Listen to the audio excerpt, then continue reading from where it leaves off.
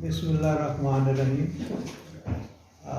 My name is Dr. Mohammad Hussain, Senior Scientist, Plant Pathology Research Institute, RE Faisalabad. तो आज हम जो presentation discuss कर रहे हैं उसमें होगा wheat rust identification and distribution and control measures. जैसा कि आप जानते हैं कि वीट जो है वो हमारी स्टेपल फूड है और 72% हमारी जो कैलोरीज है फूड की वो वीट से ही हम हासिल करते हैं और ये सिंबल है फॉर फूड सिक्योरिटी। ये ग्लोबल वीट सिनेरियो यानी ग्लोबल वीट प्रोडक्शन जो है वो हमारी है 701 मिलियन टन। जो डिमांड है वो है 642 मिलियन टन। तो जो रिक्वायरमेंट्स हमने पूरी करनी है हर साल, अगर 2% हम यील्ड इंक्रीज करेंगे तो फिर हम जो हमारी पॉपुलेशन बढ़ रही है उसकी डिमांड पूरी कर सकेंगे। तो डेवलपिंग जो कंट्रीज़ हैं वो 60% वीट प्रोड्यूस करते हैं। वीट क्रॉप जो है ये हिट होती है by biotic and abiotic diseases. यानी बायोटिक में वो डिजीज़ होती है जिसमें कोई पैथोजन इन्वॉल्व होता है। एबायोटिक में जैसे ड्राउट है, हीट, विंड, फ्रास्ट, फोग है या एक्सेसिव क्लाउडी वेदर है, यानी ये उसमें आता है। Major disease of wheat, major disease जो है उसमें रस्ट है, इसकी 3 टाइप्स हैं, leaf, yellow and stem rust. Smut जो है ये loose smut, flag smut. Bunts में होता है कर्नाल बांड होता है, common bunt and dwarf bunt. Blights ये भी कई पैथोजन है जिनसे ये होती है, जैसे सेप्टोरिया है, हेलमिंथोस्पोरियम, फुजेरियम और अल्टरनेट स्पीशीज। मिल्ड्यू इसकी 2 टाइप्स हैं, एक पोडी मिल्ड्यू है, दूसरी डाउनी मिल्ड्यू। वायरस से जो इम्पॉर्टेंट डिजीज़ है वो बार्ले येलो ड्वार्फ है। इसी तरह यानी ये तो है ना मेजर डिजीज़। तो इनके अलावा जो रस्ट है ये मेजर और परमानेंट थ्रेट है अगर फील्ड में रेजिस्टेंट वैरायटीज़ ना मौजूद हो। जो है इसकी 3 टाइप्स हैं। लीफ रस्ट, इसका जो कॉमन नेम है वो ब्राउन रस्ट है। स्ट्राइप रस्ट जो है इसको येलो रस्ट कहते हैं, स्टेम रस्ट को ब्लैक रस्ट। तो इनकी क्या रीज़न है वो अभी हम डिस्कस करेंगे। ये इनकी पहचान है। ये है लीफ रस्ट, येलो रस्ट और स्टेम रस्ट। लीफ और येलो थोड़ा मिलती है। अच्छा, फील्ड आइडेंटिफिकेशन यानी क्योंकि यहाँ तो हमने आपको यही बताना है कि आप आइडेंटिफिकेशन किस तरह करेंगे। अब ये इसका इंट्रोडक्शन है कि लीफ रस्ट, इसको ब्राउन भी कहते हैं। इसकी अब पहचान आपने थोड़ा ये डिस्कस कर लेना, इंशाल्लाह आपको क्लियर हो जाएगा। जो ब्राउन रस्ट या लीफ रस्ट है इसमें सर्कुलर स्पॉट होते हैं, पस्ट्यूल भी कहते हैं। तो यील्ड लॉसेज इसमें जो है ना वो 55% तक हो सकते हैं। टेम्परेचर अगर 15 से 25 होगा तो इसकी जो मल्टीप्लिकेशन है वो बहुत तेज़ी से होगी। तो इसी तरह रस्ट को फैलाने या इसको तेज़ी से चलाने के लिए जो रिक्वायरमेंट हमारी है वो फ्री मॉइस्चर भी है। ये रेन की सूरत में हो सकता है या ड्यू जो पड़ती है उसकी सूरत में। एपिडेमिक जो है वो ईयर वो 1977 और 78 में एपिडेमिक हुआ था। उस वक्त जो थी ना चनाब 70, ये काफ़ी पॉपुलर वैरायटी थी, पूरे काफ़ी एरिया पे थी। तो जब इसका एपिडेमिक हुआ तो 10% यील्ड लॉस हुई थी हमारी। अब ये पहचान है जब रस्ट आती है ना शुरू में तो ऐसे ही स्कैटर्ड इसके ऊपर धब्बे होते हैं। अब देखें ये सर्कुलर छोटे छोटे से धब्बे हैं, ये इब्तदा में है। ये पिक्चर जो है ना ये नेट की नहीं है, ये खुद जो डिजीज़ इधर आती है ना तो हमने वहाँ से बनाई हुई है। ये था अपना शहर पे जो आती है ना डिजीज़, शुरू से ही जब ये पास हुई है ना कुछ साल बाद इस पे डिजीज़ आना शुरू हो गई है। वो इसलिए कि ये हाई यील्डर है। जो वैरायटी हाई यील्डर है उस पर रस्ट भी ज़्यादा आती है, डिजीज का ज़्यादा हमला होता है। अच्छा, ये यहाँ देख रहे हैं आप, इसको येलो भी कहते हैं, इसको येलो कलर है। स्ट्राइप कहते हैं, ये धारी नुमा होती है जैसे सिलाई होती है ना मशीन से। तो ये वो सर्कुलर है। ये डब्बे आपको ये देख काफ़ी बड़े नज़र आ रहे हैं। अब जब ये रस्ट आती है ना तो एपिडेमिक इस वक्त में पूरे पत्ते को, पूरे पौधे को, खेत को लपेट में लेती है, तो फिर ये इस तरह नज़र आती है। अब यहाँ आपको डाउट हो सकता है क्योंकि इसका कलर ब्राउन नहीं है, लेकिन आप इससे पहचान सकते हैं कि इसके सर्कुलर गोल धब्बे हैं। जब रस्ट बढ़ती है वो पूरे पत्ते को अपनी लपेट में ले लेती है, तो इसको हम फिर कहते हैं एपिडेमिक कंडीशन। ये भी ओरिजिनल पिक्चर्स हैं। ये तकरीबन 2004 में ना संडियाल सियालकोट में हम गए थे। वहाँ 300 एकड़ था एक फार्मर का, तो वहाँ पे ये सूरत हाल थी। अब स्ट्राइप रस, येलो रस। स्ट्राइप क्यों कहते हैं, यह भी आपको मैंने बताया। यानी ये इसका पस्ट्यूल शुरू हुआ तो यहाँ तक आ गया। येलो कलर, येलो है इसका। अच्छा, इसमें ये लॉसेज जो हैं वो 70% तक रिकॉर्ड किए गए। इसमें भी जो रिक्वायरमेंट है वो टेम्परेचर है 10 से 20 सेंटीग्रेड। फ्री मॉइस्चर चाहिए रेन या ड्यू की शक्ल में। एपिडेमिक के लिए ससेप्टिबल कोई होस्ट हो, तो इसका एपिडेमिक 1975 और 205 में हुआ था। ये अपना इनकलाब 91 पे हुआ था ये। अब ये आपको ओरिजिनल दिखा रहे हैं। ये हमने सर्वे किया था 2005 में। ये आपका जो चकवाल का इलाका है, वहाँ पे ना ये इनकलाब 91 लगी हुई थी। अब आप अगर फील्ड में जाए ना दूर से, अगर रस्ट आई हो तो आपको फौरी पहचान हो जाएगी, क्योंकि एक तो यहाँ ये धब्बे नज़र आ रहे हैं आपको। यानी यहाँ धब्बे नहीं है, ये पूरे इसके जो लीफ हैं वो ड्राई हो चुके हैं। अभी ग्रीन है क्रॉप, यानी इसके अंदर जो है वो ग्रेन फिलिंग नहीं कंप्लीट हुई, तो इस सूरत हाल में यील्ड लॉसेस वो ज़्यादा होते हैं।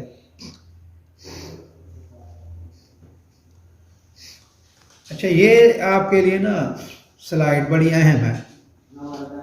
अब जब आप देखते हैं ना फील्ड में डिजीज़ आ गई, यानी डिजीज़ का आना कोई मसला नहीं, तो उसमें आपने पहचान करनी है कि डिजीज़ है किस तरह की। अब ये कोई नई वैरायटी है, जैसे हमारे पास अकबर है, इसी तरह दिलकश MH21 है, तो नई वैरायटीज़ में इस तरह के धब्बे आ सकते हैं। ये इब्तदाई स्टेज में इसका ये पस्ट्यूल बना हुआ है। अभी ये स्पोर बार नहीं इसके क्लियर हुए, इसको हम कहते हैं कि अभी ना फ्लैकिंग है।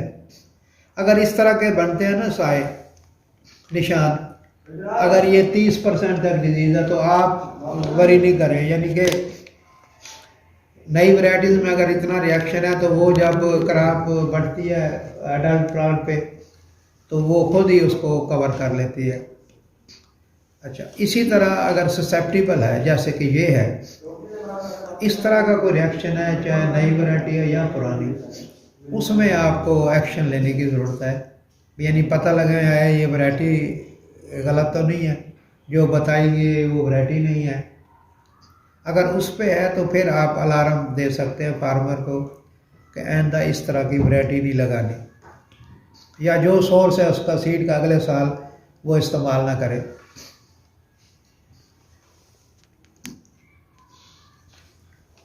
अच्छा, ये अब रिएक्शन है। अब आपको यहाँ डिजीज़ के स्पोर नहीं नज़र आएंगे, लेकिन ये डिजीज़ ही है। यानी ये जो रेजिस्टेंट वैरायटीज़ होती हैं उसमें इस तरह के आपको नज़र आएंगे, R टाइप रिएक्शन रेजिस्टेंट। दूसरा मॉडरेटली रेजिस्टेंट है, इसमें कुछ आपको स्पोर नज़र आएंगे। तीसरा मॉडरेटली ससेप्टेबल, तो इस पे ये होगा। यानी इस तरह के 3 रिएक्शन अगर हो तो 10-20% डिजीज़ है तो आप स्प्रे भी करवाने की ज़रूरत नहीं है। अगर इस तरह के सस्टेनेबल रिएक्शन है तो फिर आप कोशिश कर सकते हैं एक्शन लेने की। आया वो ज़्यादा एरिया पे है तो आप हिफाजती जो है वो पैचेस की सूरत में करवा सकते हैं स्प्रे।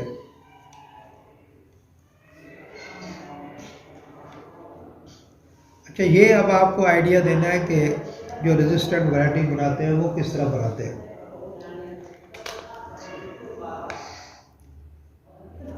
ये ना वीट का जो एरिया है वहाँ पे ना हम सितंबर में एक नर्सरी लगा देते हैं अर्ली, उसके चारों तरफ स्प्रेडर जो मराको है वो लगा देते हैं। तो इसमें ना इस नर्सरी में तकरीबन दिसंबर में ही रस अपीयर हो जाती है। पहले ये पैच की सूरत में आएगी तो हर 10-12 दिन बाद वो डिजीज़ जो है वो दूसरे पत्ते पे जाएगी, दूसरे पौधे पे जाएगी, हत्ता कि 1 माह बाद वो स्प्रेडर भर जाएगा। ये सारा जो बाहर 3 लाइनें लगी हुई हैं यहाँ से फिर फ्लाई करके ये इन लाइनों पे आएगी जिनको वैरायटी बनाना होता है, स्क्रीनिंग करनी होती है। वो पहली नर्सरी थी, ये दूसरी है, यानी कि वो सितंबर में लगाई है, ये नवंबर में है। अक्टूबर नवंबर, सितंबर अक्टूबर नवंबर में।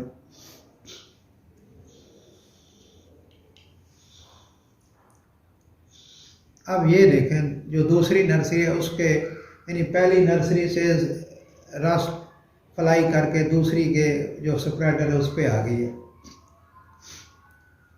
यानी हम पहले ना सोर्स वहाँ क्रिएट करते हैं, एपिडेमिक पुल वहाँ क्रिएट करते हैं ताकि जो नई वैराइटीज़ बनानी है उनके स्क्रीनिंग हो सके और हमें पता चले कि किसके अंदर रेजिस्टेंस है, रेजिस्टेंट जीन मौजूद है।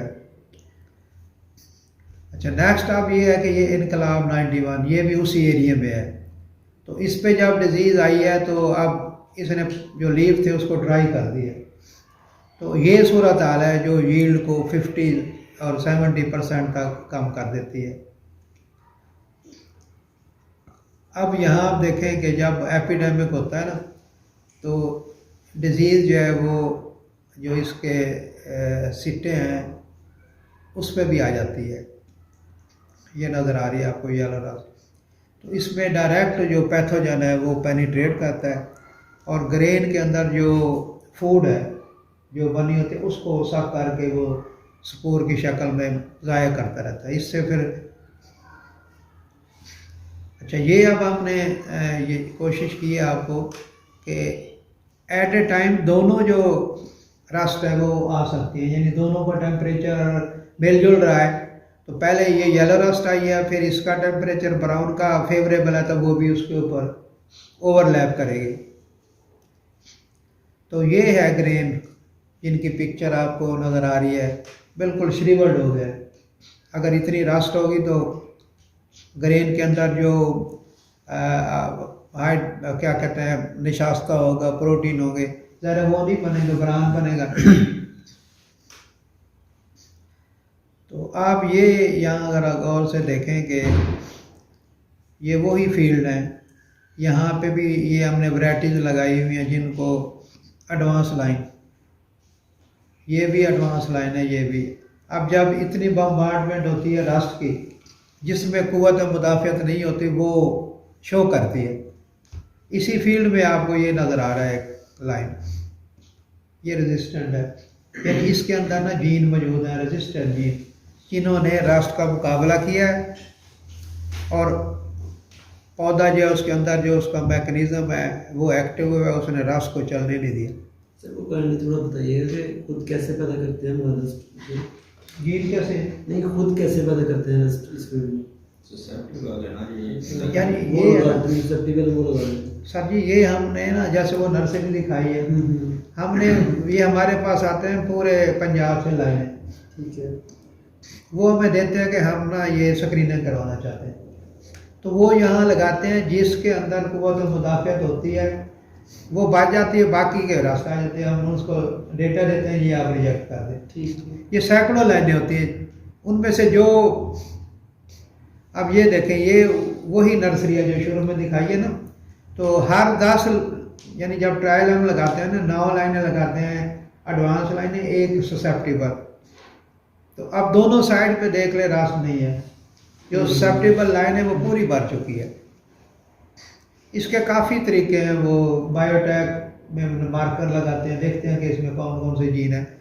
अब ये बच गई है ना दोनों साइड से, इनके वो फिर लीफ लेके इसको ग्राइंड करते हैं, डीएनए इसका निकालते हैं, मार्कर लगा के वो पता लगाते हैं कि कौन से जीन है इसमें। लेकिन ये असल तो फील्ड है ना, फील्ड में जो बचेगी उसी ने ही। अच्छा, फिर ये नेक्स्ट हमारा एक तरीका है कि हर साल जब डिजीज़ आ जाती है तो उस डिजीज़ को कलेक्ट करते हैं, ब्राउन और येलो रस्ट को। वो इसलिए कलेक्ट करके रखते हैं कि अगले साल, जैसे अब ये ड्राई साल जा रहा है, तो डिज़ीज़ अगर नहीं आ रही तो खुद वो डिज़ीज़ लगाते हैं बराकों पे और उस एरिया के अंदर एपिडेमिक कंडीशन क्रिएट करते हैं। तो इससे जो रिसर्च का मतलब मेहनत है वो ज़ाया नहीं जाती, वो उस साल वो स्क्रीनिंग हो जाती है पूरी। अब यहाँ ज़रा गौर से देखें, जो लीफ रस्ट है उसको ब्राउन क्यों कहा है? क्योंकि इसका जो पाउडर है वो ब्राउन शक्ल का है, यानी कॉमन नेम इसलिए इसको ब्राउन दिया गया है। येलो रस्ट जो है वो येलो होता है पाउडर। अच्छा, इसको प्रिजर्व हम करते हैं आम, अगर अगले साल यूज़ करना है तो फिर तो आम जो डीप फ्रीज़र है उसमें रख देते हैं, वायल में, शीशे की वायल में ड्राई करके इसको अगले साल फिर उसको हम यूज़ कर सकते हैं। अगर इसको हमने लगाना है कई साल के लिए, 10 साल के लिए, जो यूएसए की लैब्स हैं वो इसी तरह प्रिजर्व करके रखते हैं, तो वो लिक्विड नाइट्रोजन के अंदर वो -85 डिग्री पे उसको प्रिजर्व कर देती है। वो 10 साल भी अगर पड़ी रहे तो वो ज़ाया नहीं होगी। फिर उसको एक प्रोसेस है, उसके दोबारा फिर एक्टिव करते हैं, फिर फील्ड में ले आते हैं।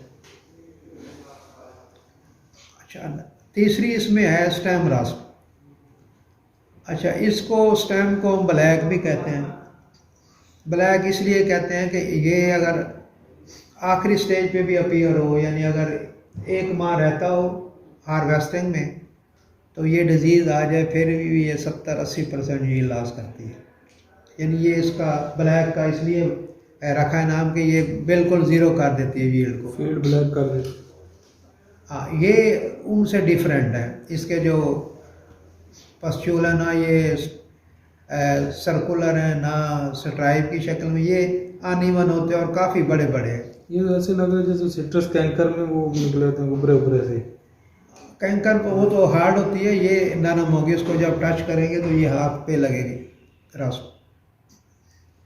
अच्छा, इसमें ये थोड़ी हिस्ट्री दी है इसके, बल्कि इसके यील्ड लॉसेस इसलिए दी है कि ये अगर बूट स्टेज पे आ जाए, जैसे कि आजकल बूट पे है, अगर ये स्प्रेड कर दिया एपिडेमिक, फिर समझ लें ये 98 का मतलब है 100% यील्ड लॉस करेगी। इसी तरह एंड है, डाफ स्टेज है, मिल्किंग, डाफ पे भी वे 73%। इसकी क्या वजह है? इसकी वजह ये है कि ये जो स्टेम है ना, स्टेम में ही ये बोर करते हैं, ये जो इसके पैथोजन है, तो बोर करने से इसका जो सिस्टम है जाइलम एंड फ्लोएम उसको ब्लॉक कर देते हैं, खुराक बिल्कुल स्टॉप हो जाती है आने जाने। फिर इसको तोड़ देते हैं, जो इसके तना है ना वो ब्रेक हो जाता है। तो ज़ाहिर सीटे में तो आखिरी जो महीना होता है उसमें ग्रेन फिलिंग होती है, जितनी फूड है, बल्कि आखिरी हफ्तों में जब ये क्रॉप पकती है तो वो सारी खुराक उसकी ग्रेन में शिफ्ट हो जाती है। अच्छा, इसमें टेम्परेचर जो है वो फेवरेबल है 20 से 35 सेंटीग्रेड। इस तरह फ्री मॉइस्चर होगा तो फिर ये डिजीज़ चलेगी। ये एपिडेमिक ईयर है इसके, यानी ये जो हमारी 19वीं सेंचुरी थी ना, 1900 में सिंध में ये एपिडेमिक थी, बीरपुर खास 1906 और 8 में। इसी तरह ये कनाडा में, यूएसए में ये ईयर्स है इसके, मैक्सिको, फिर कनाडा, यानी ये इन सालों में वहाँ पे एपिडेमिक क्रिएट हुई है। और जो पिछली सदी है ना 1954 तक, ये एपिडेमिक के साल थे। फिर ये 1960-65 में जो ग्रीन रेवोल्यूशन आया उसमें फिर नई वैरायटीज आई हैं तो उससे फिर ये यील्ड इंक्रीज हुई है। अब इसकी पहचान देखें। अच्छा, एक आप क्वेश्चन कर रहे थे ना कि लीफ रस्ट, ये तीनों रस्ट पहले लीफ पे आती है, सही। ठीक है। लीफ पे चल के फिर ये लीफ शीट पे जाती हैं, फिर स्टेम पे जाती हैं, यानी पैटर्न वही है, लेकिन इनका नाम इसलिए रखा है ना लीफ रस्ट, ब्राउन रस्ट। जो येलो रस्ट है उसको स्ट्राइप दे दिया। यानी उन साइंटिस्ट ने जब ये शुरू में डायग्नोज किया ना, तो उस साइंटिस्ट ने उसको लीफ का दे दिया क्योंकि लीफ पे आई। फिर किसी ने दोबारा गौर किया, भी येलो रस्ट भी आ गई, तो फिर ब्राउन का उसको नाम दे दिया। इस तरह जो स्टेम रस्ट है, स्टेम इसलिए ख़ास इसको दिया है कि ये स्टेम के अंदर ज़्यादा बोर आउट करती है और लॉस करती है। और तीनों जब एपिडेमिक में सूरत में जाती हैं तो हेड पे चली जाती हैं। ये देखें, जब हेड पे आती हैं तो ग्रेन से डायरेक्ट जो है वो फूड लेके। अच्छा, अब आपको ये हैरानगी हो कि ये जो एक इसका सिंगल पस्ट्यूल है ना, ये 10,000 डेली स्पोर पैदा करता है। जब एक पत्ते पे कहीं बनता ना एक छोटा सा धब्बा स्टेम रस्ट का, 10,000 डेली स्पोर पैदा करता है। और जब तक वो क्रॉप लाइव रहती है, पौधा ग्रीन रहता है, वो प्रोडक्शन जारी रहती है। तो एक पौधे पे देखें सैकड़ों हज़ारों जो है वो पस्ट्यूल है। इस तरह येलो रस्ट का जो है वो 6,000 पैदा करता है और ब्राउन रस्ट का जो है वो 3,000। अब ये देखें, ये कगान में ना 2008-9 में हमने ट्रायल लगाया था, तो ये वहाँ से पिक चल रही है, वहाँ पे ये डिजीज़ मौजूद थी। तो वहाँ ये लगाते हैं मई और जून का पहला हफ्ता होता है और मई का आखिरी वीक, तो ये मटेरियल वहाँ लगाते हैं। वहाँ पे बाहर का ही मौसम होता है, तो 3-4 माह बाद ये गंदम तैयार हो जाती है, वहाँ से फिर हार्वेस्ट करके यहाँ आते। यानी ये रिसर्च पर्पज पे वहाँ लगाते हैं। अब ये आप गौर करें कि स्टेम को बोरर कर रही है, स्टेम को अंदर ब्रेक कर रही है। ये तीसरी है, जब ये आप ज़्यादा क्लियर होगी ना तो तने पे जो एपिडेमिक लेयर है वो ब्रस्ट कर देते हैं। दूसरी दोनों में ऐसा नहीं होता।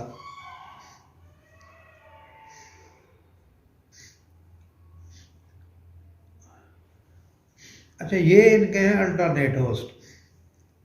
अल्टरनेट होस्ट हैं, जब वीट नहीं होती हार्वेस्ट कर लेते हैं तो इसके स्पोर फ्लाई करके बारबेरीज पे चले जाते हैं जो हिली एरियाज में है।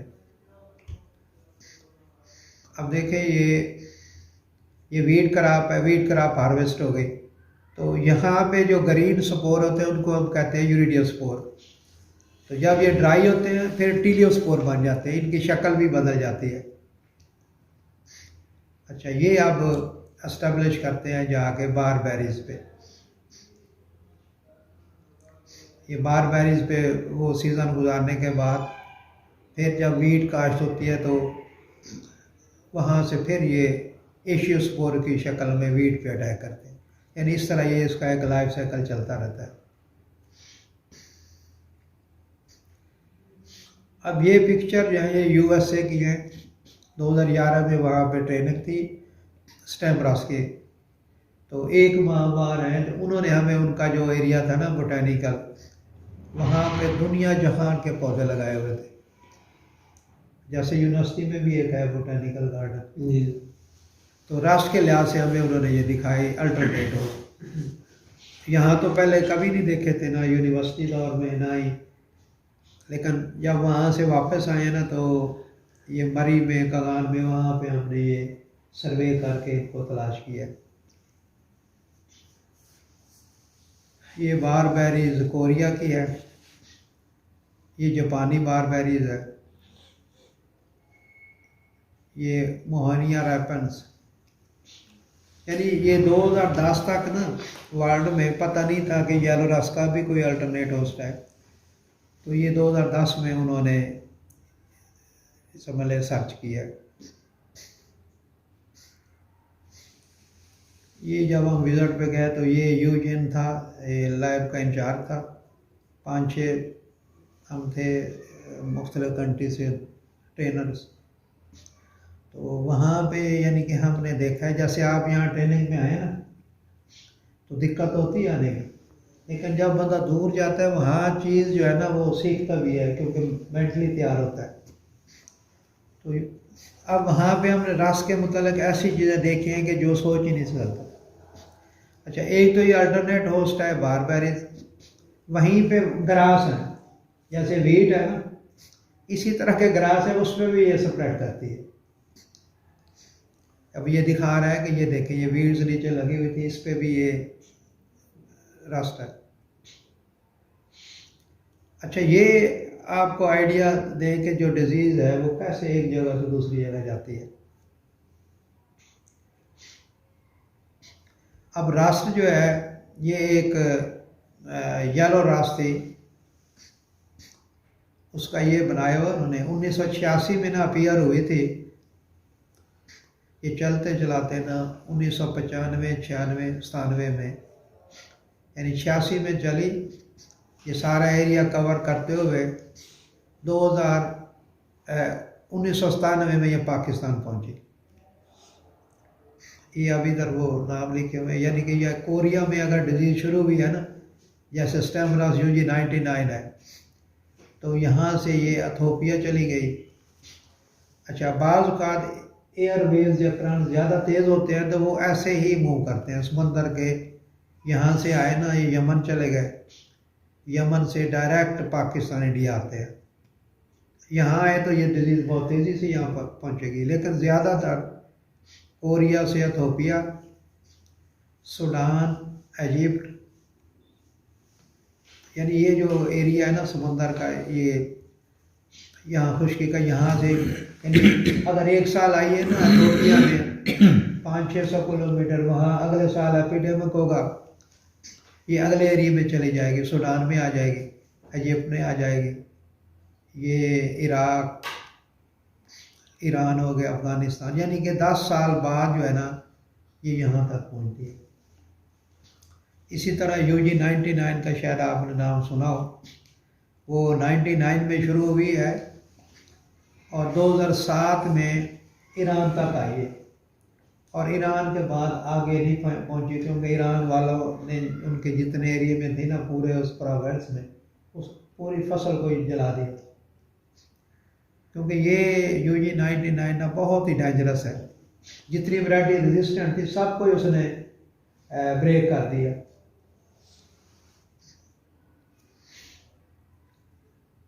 अच्छा, अब ये रेजिस्टेंस मुख्तलिफ किस्म की हैं, जैसे कंप्लीट रेजिस्टेंस, ये मेजर जीन की वजह से आती है, इनकी लाइफ जो है वो शार्ट होती है, जो कंप्लीट रेजिस्टेंट है।